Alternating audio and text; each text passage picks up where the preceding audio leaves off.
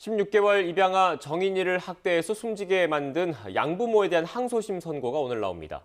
1심에선 양모에게 무기징역이 선고됐고 항소심에서 검찰은 1심과 같은 사형을 구형했습니다. 한편 여교사 화장실에 몰카를 설치한 혐의로 논란이 일었던 초등학교 교장은 파면 조치를 받았습니다. 주요 사건 사고 소식들 이수정 경기대 범죄심리학과 교수와 함께 짚어보겠습니다. 어서 오십시오. 네, 안녕하세요. 교수님, 아직 항소심 선고 결과가 지금 확인되지는 않았는데 어떻게 예상하십니까? 글쎄, 1심에 이제 그 양형을 보면은 지금 그 엄마에게는 의붓 엄마에게는 양모죠. 네. 양모에게는 지금 무기징역이 선고가 됐고요. 그렇기 때문에 뭐 지금 미필적 고의에 의한 살인이라는 죄명을 인정받아서 지금 그런 형량이 지금 선고된 것으로 보이는데 절대 낮은 건 아닙니다. 네. 그리고는 이제 아버지, 부친에 대해서는 지금 양부에게는 5년형을 선고했는데요. 네. 지금 그 대목에 대해서는 이제 둘이서 그 미필적 고의에 의한 살인에 가담한 정도를 동일하게 보고 있지는 않다. 그리고는 이 집에는 이제 이 정인이 말고도 그 밑에 친자가 있습니다. 네. 그렇기 때문에 이제 친자를 양육할 사람 한 사람 정도는 좀 형량을 낮추어 줘야 되는 거 아니냐. 이러한 어떤 심정이 1심 재판부에서 반영이 된 것으로 이렇게 추정이 됩니다. 네. 일단 검찰이 계속해서 사형을 구형하고 있는데 실제 사형 집행이 이루어질 가능성은 낮아 보였다라는 얘기가 나옵니다만 우리가 그 검찰의 사형 구형 자체를 의미 있게 봐야 하는 이유가 있을 것 같아요. 그러니까 그만큼 이 범죄가 끔찍한 범죄였고 이것은 이제 치사가 아니다. 이건 살인의 고의가 분명히 있었다. 네. 이런 주장이기 때문에 이제 항소심 검찰 측에서 이제 사형을 여전히 이제 뭐 1심에서도 사형 구형을 했었고요. 예. 검찰 측에서는 항소심에서도 이제 사형을 이제 그 선고해 달라고 법원에다 요청을 한 상태인데 문제는 이제 그게 올라갈 수 있겠는가 항소심이 일반적으로는 형량이 더 이제 줄어드는 게 네. 일반적이다 보니까 선고 내용을 봐야 되겠다, 기다려 봐야 되겠다 이런 생각을 하게 되죠. 지금 그 살인의 고의와 연관해서는 사실은 지금 직접적으로 목을 조르거나 무슨 흉기를 이용한 흔적들은 지금 확인이 안 된 사건이에요. 그렇기 때문에 살인의 고의를 인정을 한 것 자체가 굉장히 획기적인 아동학대 치사 사건에서는 굉장히 획기적인 지금 판례가 될 것이고요. 그런데 이제 그렇게 된 연유에는 지금 아이가 사망을 하기에까지 이른 학대의 과정이 네. 사실은 부모가 정말 어떤 모르고 실수를 했다고 보기가 어려운 그런 상해의 흔적들이 너무 많기 때문에 뭐 이미 골절을 당했다가 다시 회복된 흔적들 같은 것도 있고요.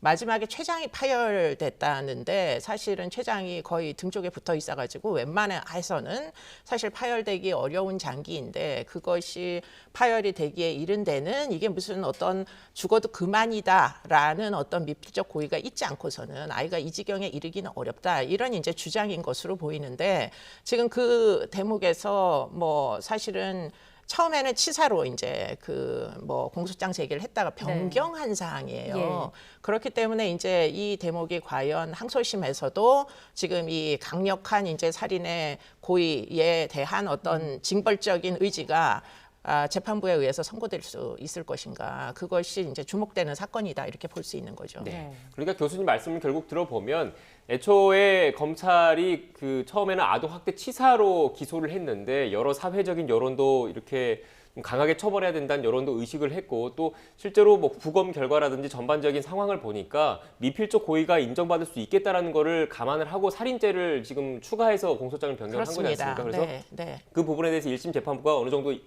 인정을 해서 했고요. 그 양모에게는 무기징역을 선고했는데 이런 판단 자체가 2심 재판부도 이어갈 건지에 대해서 초점을 맞춰서 봐야 된다는 말씀이신 거지 않습니까? 그렇습니다. 네. 그렇기 때문에 이제 죄명이 미필적 고의에 의한 살인이 그대로 유지된다면 지금 결국은 형량인데요. 네. 일반적으로는 형량이 지금 특히 아동학대 치사 사건에서 항소심에서 형량이 대부분 다 줄어들었습니다.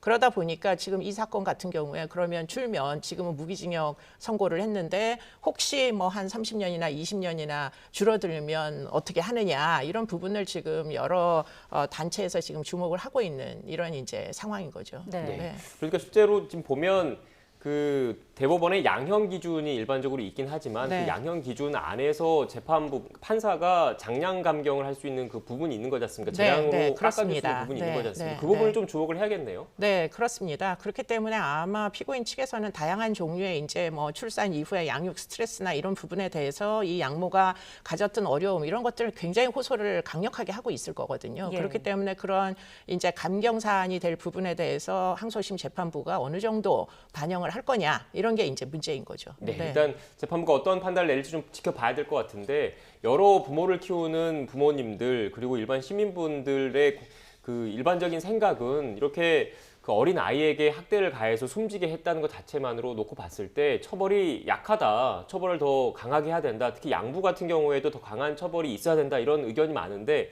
이렇게 법감정, 일반 국민의 법감정과 실제 재판부의 판단이 어느 정도 좀 차이가 나는 이유는 뭐라고 보십니까? 근데 생각보다 국민 참여 재판에서 이제 그 국민들이 실제로 양형 판단을 하잖아요. 네. 재판부의 양형 판단과 크게 다르지는 않다라는 연구물들이 있어서 네. 사실은 지금 이 비난 여론의 경우에 뭐 충분히 심정적으로 공감을 하긴 하나 아마 재판부도 그런 부분은 아주 심사숙고하고 있을 거라고 추정이 됩니다. 그런데 이 재판에서 제가 생각할 때는 저도 이제 아동학대 치사 사건의 전문가 참여를 해본 적이 있기 때문에 아이가 어느 날 갑자기 학대로 사망하는 게 아닙니다. 그 학대로 인해서 목숨이 끊어질 때까지 기간의 고통 이런 것들을 지금 이 양부가 과연 몰랐다는 주장인 거거든요.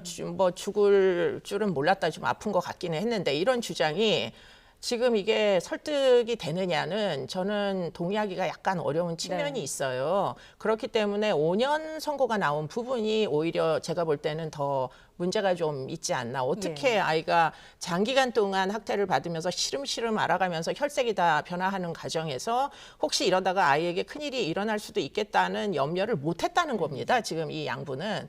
그런데 못할 수가 있을까요? 그렇기 때문에 이 재판에서 항소심에서 주목해야 될 것은 지금 무기징역 부분이 아니라 지금 5년형이 내려졌던 이 형량이 그대로 유지될 거냐.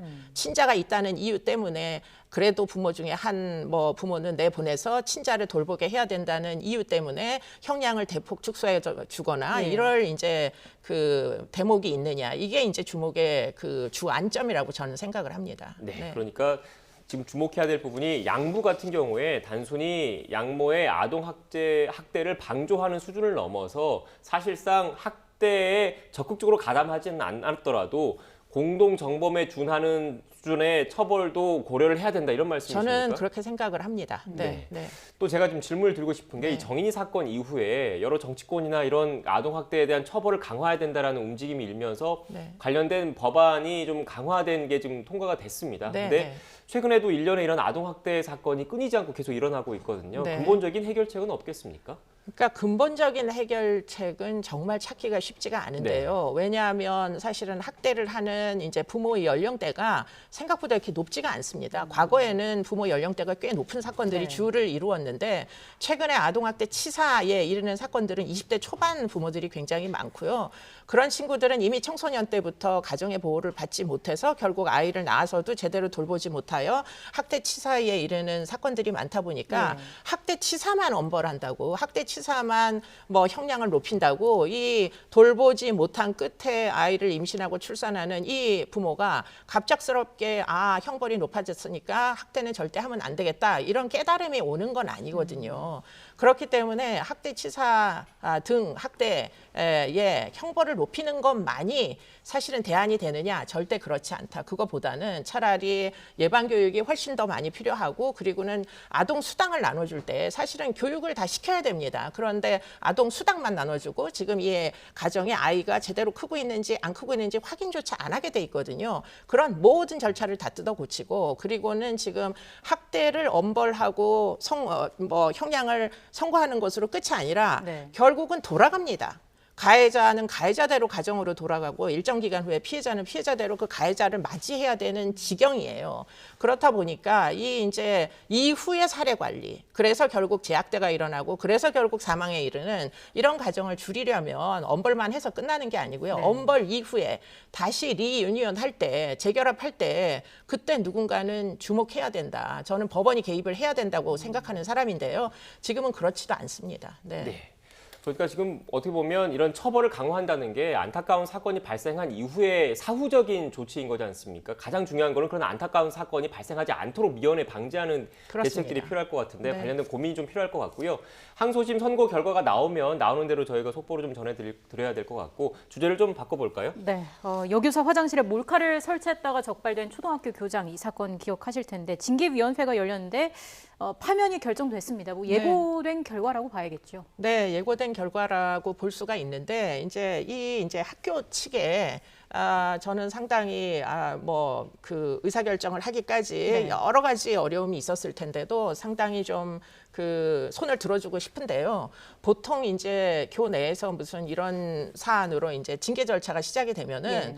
형사처벌을 받았는지 결과를 가져오라고 합니다. 그래서 결국 피해자들을 모두 형사사법기관에 내몰아가지고 결국 지금 이 교사를 이제 뭐 수사를 하고 재판을 하는 단계까지 기다렸다가 그 다음에 징계를 하겠다 이런 식으로 나오는데 네. 지금 이 사건은 형사 절차는 형사 절차대로 지금 구속이 돼 있는 걸로 알고 있고요. 진행이 되는 와중에 파면 조치가 내려져서 역시 학교는 학교대로의 어떤 내규가 상당히 그 징계 사안 시에는 고려가 뭐 우선 고려될 필요가 있겠다. 뭐 그런 모범 사례다 이렇게도 생각할 수 있겠습니다. 네.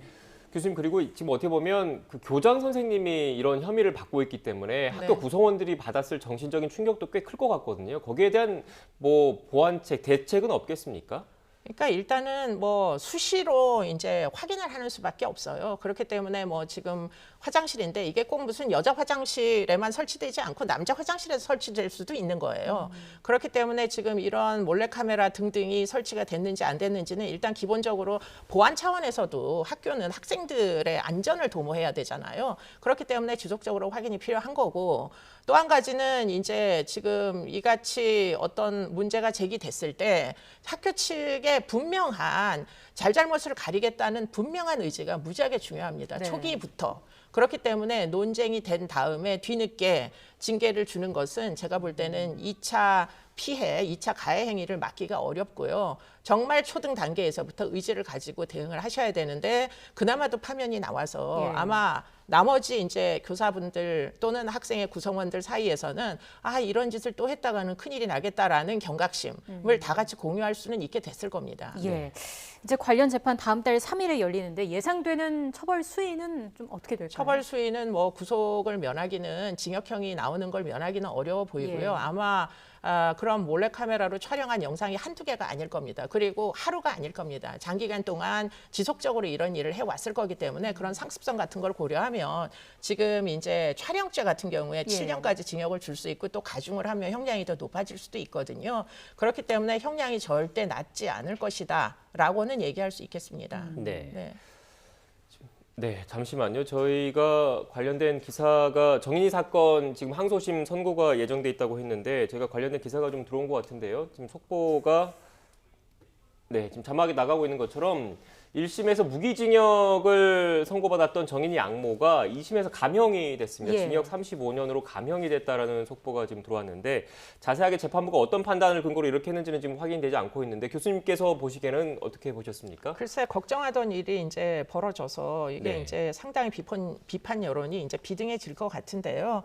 일반적으로 이렇게 합니다. 항소심에서 보통 뭐 무기징역이면 징역 네. 30년 정도로 줄여주는 일들이 굉장히 많이 일반적으로 이제 양형 감갑에서 통용되는 그런 이제 선고량으로 보여서요. 네. 예상은 했지만 막상 이렇게 나오고 보니까 아마 이제 피해자의 이제 지금 유가족이나 아니면은 여러 이제 단체의 분들은 지금 너무 안타까움을 금하기 어려울 걸로 보이고요. 예. 불행히도 지금 그 양부에 대해서는 형이 지금 들어온 소식에 의하면 네. 양부에 대해서는 아동복지법 위반 혐의가 무죄로 인정됐지만 1심과 같은 징역 5년이 선고됐다고 들었습니다. 뭐 5년이라도 유지된 건 다행이다 이렇게 보이는데요. 절대로 5년이 선고될 만한 짓을 한 건 아니다. 네. 그거보다는 훨씬 더 잔혹한 짓들을 지금 이 양부가 했다. 이거는 확실해 보입니다. 네. 지금 교수님께서도 지금 뭐 2심에서 감형이 되지 않을까라고 예상을 하셨는데 전반적으로 우리 재판부의 그런 뭐라고 해야 되나요? 관행이라고 봐야 되는 겁니까? 어떻습니까? 뭐 일종의 이제 양형 감각이라고 볼 수 있는데요. 그러니까 항소심의 목적은 일단 피고인 측에서 억울한 부분을 다 한번 토로해봐라, 이런 종류의 이제 다시 한번 재판을 받을 기회, 온 국민은 3번 재판받을 기회가 있기 때문에, 그래서 이제 항소심을 뭐 운영을 하는 차원에서 보면 아마 피고인 측에서 정말 뭐 줄여줄 수밖에 없을 만한 사안들을 이루 말할 수 없이 많이 제출을 했을 거고요. 그런 것들을 아마 재판부 측에서 보면 좀 무시하기는 어려웠지 않느냐. 그중에서도 특히 친자가 있기 때문에 이 부분에 대해서 아마 상당 부분 어필을 많이 했을 겁니다. 네. 네. 일단 뭐 재판부의 판단은 존중해야 되는 측면이 있지만 이제 교수님을 비롯해서 또 이 감형된 내용을 보고 이렇게 좀 비판적인 시각을 가지신 분들도 있을 것 같습니다. 그 네. 부분은 좀 참고해서 시청자 여러분께서 좀 보셔야 될 것 같고, 네. 물론 이게 2심이기 때문에 그 검찰이 그 형량 자체에 대해서 문제가 있다고 판단을 한다면 대법원으로 또 일단 사건을 가져갈 수 그럴 있는 수 거지 않습니까? 있습니다. 네. 네. 네. 대법원에서 또 판단이 지금 2심 판단이 잘못됐다고 그러면 또 파기환송을 할 수가 있는 거고요. 그렇습니다. 네, 네. 알겠습니다. 일단 조금 전에 관련된 속보가 들어와서 저희가 정확하게 재판부가 어떤 판단을 근거로 이렇게 그 감형을 했는지는 지금 파악이 안 되고 있는데, 그 내용 자체는 이어지는 뉴스에서 저희가 다시 한번 좀 정리를 해드려야 될 것 같고요. 네. 이 주제도 좀 짚어보겠습니다. 아파트 월패드 있잖아요. 네, 거실에 네, 보면 네, 네. 각종 뭐 가스라든지 아니면은 네. 경비실과의 통화라든지 이런 월패드가 있는데 이걸 해킹한 그 사건이 벌어진 것 같습니다. 네, 뭐 소위 IoT, 뭐 사물 인터넷, 그러니까 이제 물건들의 인터넷이 다 연결돼 가지고 원격 조정, 집주인이 이제 들어가기 전에 보일러를 좀 틀어놓는다거나 이런 이제 서비스를 해줄 수 있다. 아주 획기적인 서비스여서 처음에는 굉장히 각광받았는데. 문제는 인터넷이다 보니까 이걸 해킹을 해가지고 예. 지금 이제 알려진 바에 따르면, 물론 뭐 경찰이 수사를 해서 좀 더 입증을 해야 되겠지만, 다크웹에서 지금 하루 종일 월패드로 녹화된 화면이 0.1 비트코인 800만 원이랍니다. 그게 지금 사고 팔리는 상태까지 와 있대요. 네. 그렇기 때문에 이것은 사실은 굉장히 심각한 문제다. 예컨대 집이 원룸이고 혼자 사는 분이 욕실에서 그냥 뭐 옷도 제대로 입지 않고 나왔을 때 그런 영상들이 다 찍힌다는 거잖아요. 그러면 사실 그런 것들은 불법 촬영물이면서 동시에 음란물일 수도 있기 때문에 이런 것들을 과연 인터넷을 해킹해가지고 찍어서 파는 게 이게 허용돼도 되는 건지, 이거 정말 심각한 문제이고요. 그리고는 이제 그러면 이런 인터넷을 연결할 때 이런 해킹의 위험 같은 것을 개발업자들은 몰랐을까? 모든 인터넷은 다 해킹이 될 수가 있잖아요. 예. 그렇기 때문에 방호벽을 설치하는 건데, 그런데 IoT를 개발해서 팔기 비쌉니다. 이거 비싼 돈에 파는 업체들에서 그럼 방호벽 같은 것들을 설치를 할 생각은 애당초에 안 했을까? 그러면 이 피해자들은 그러면 그 업체 아무런 보안 장치 없이 제공한 이런 이제 서비스에 대해서 우리는 손해배상을 청구할 수 없을까? 그게 이제 이 사건의 가장 핵심적인 문제인 것으로 보여요. 현재로서는 그렇게 하기가 생각보다 쉽지가 않습니다. 다만 이제 주인은 카메라에다가 스티커 붙여놓고 암호를 걸어놔라. 이것을 지금 이 유저들에게만 지금 책임을 부과하는 이런 상태인 것으로 알고 있습니다. 암호를 걸어 놓아라라는 말씀을 해주셨는데 좀 더 구체적으로 그 예방을 어떻게 해야 할지도 설명을 해주시면 좋을 것 같아요. 네, 이게 이제 아무래도 기기에 붙은 인터넷이기 때문에 지금 이제 본인의 뭐 인증을 하면서 뭐 암호를 이제 거는 거죠. 휴대폰도 암호를 걸면 사용자 말고는 들어가기가 어렵잖아요. 그런 종류의 이제 암호를 걸어놓고, 그리고는 이제 카메라가 이렇게 붙어 있습니다. 네. 보면 카메라가 바깥을 보라고 붙어 있는 카메라인데 그걸 해킹해서 안쪽을 전부 들여다 본다는 거잖아요. 그러니까 이제 그 카메라에다가 스티커를 붙여서 보이지 않도록 해라. 그러면 뭐하러 IoT 뭐하러 씁니까? 네, 그래서 이게 지금 정말 대안이 되는지 저는 의문이 좀 있어요. 네. 저도 지금 관련된 그 기사를 보고 어제 집에서 그 해봤어요. 근데 시청자 여러분도 좀 네네네. 공유를 하시라고 좀 말씀을 드리면, 월패드 보면 그 여러 메뉴가 있고 설정 메뉴가 네, 있더라고요. 설정할 수 이 있죠. 설정 메뉴에 네. 들어가면 비밀번호를 설정하는 게 있었는데 저도 모르고 있었는데 비밀번호를 일단 설정을 했고요. 또 저는 지금 어린 아이가 있는데 어린 아이가 쓰는 스티커가 있어요. 이렇게 네. 그 종이에다 붙이는 이 스티커를 월패드를 보면 조그맣게 카메라 렌즈가 보이는데 일단 급한 대로 거기다가 붙여놨다라는 말씀을 참고로 공유를 해드립니다. 네, 같이 네, 좀 네. 하시면 좀 도움이 될 것 같고 일단 또 이게 공유되는 곳이 다크웹이라는 곳이라더라고요. 이게 다크웹이 저희가 일반적으로 쓰는 뭐 그 www.으로 시작하는 이런 일반적인 인터넷과는 다른 곳인 건가요? 다른 거죠. 네. 그러니까 뭐 여러 번 클릭을 해갖고 들어가서 어떤 특정한 IP 주소에서 지금 이런 것들이 사고 팔리는 옛날에 이제 박사방처럼 네. 그렇게 해서 이제 그 운영이 되는 사이트가 존재한다 이런 얘기고요. 그런 것들은 아마 경찰이 사이버 수사대들이 수사를 하면 어떤 서버에서 어떤 방식으로 판매가 이루어지는지 과거에도 텔레그램이라는 서버를 통해 가지고 그런 불법 촬영물들이 유통이 됐었잖아요. 그렇기 때문에 이제 수사는 가능할 거라고 보이는데 문제는 이미 유출된 건 어떻게 하겠느냐. 네. 그게 이제 더 큰 문제로 보입니다. 삭제를 해야 되는데 누구의 영상이 유출됐는지조차 지금은 피해자도 특정을 못하고 있다는 게 문제이죠. 네, 알겠습니다. 일단 어떻게 보면 집이라는 게 우리 집 거실이라는 게 가장 편안하게 쉴 수 있는 곳인데 이 쉴 수 있는 공간이 어딘가에서 이렇게 동영상이 돌고 있다는 것 자체가 정말 어떻게 보면 충격적이지 않을 수밖에 없는데 관계기관의 철저한 수사와 보완책 마련이 좀 필요해 보입니다. 지금까지 이수정 경기대 범죄심리학과 교수와 함께 주요 사건 사고 짚어봤습니다. 오늘 말씀 고맙습니다. 고맙습니다.